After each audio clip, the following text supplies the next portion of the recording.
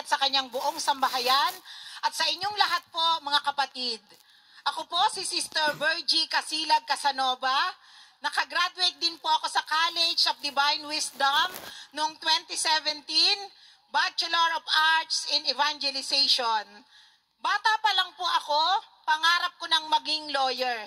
Subalit dahil po sa hirap ng buhay, ang sabi ng tatay ko, kapag naging lawyer ka, kapag pinilit mo, maloloko ako. Kung kaya po, kinalimutan ko na ang aking pangarap na maging attorney. At dahil po sa aking kabiguan, ako po'y nagtangkang magpakamatay.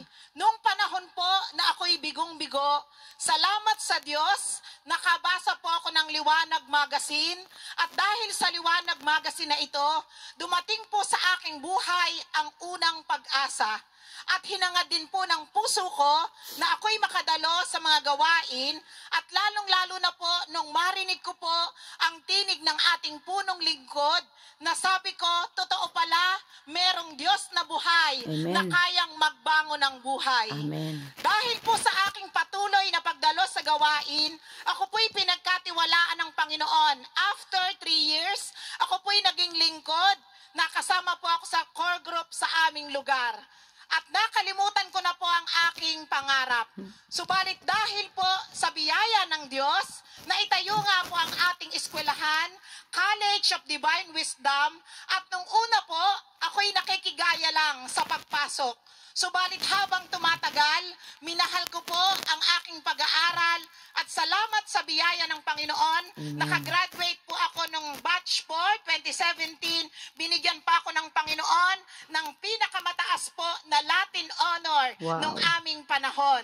Praise at tunay God. Po ng ating Diyos, He is a God of surprises. Amen. Hindi po natapos doon ang lahat.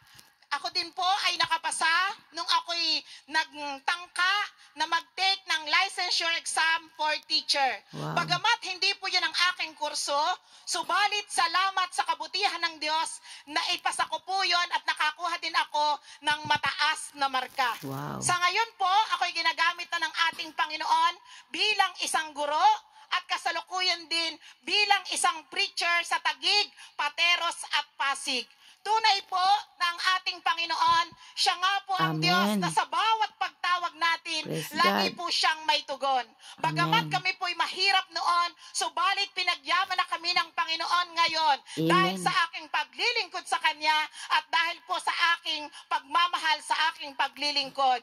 Kaya praise ang natutunan God. Ko po, tunay nga po, konting aral, magbuting asal at maraming dasal, tsak ikaw ay magtatagumpay. Amen. To God be the glory. Praise the Lord. Purihin ang Panginoon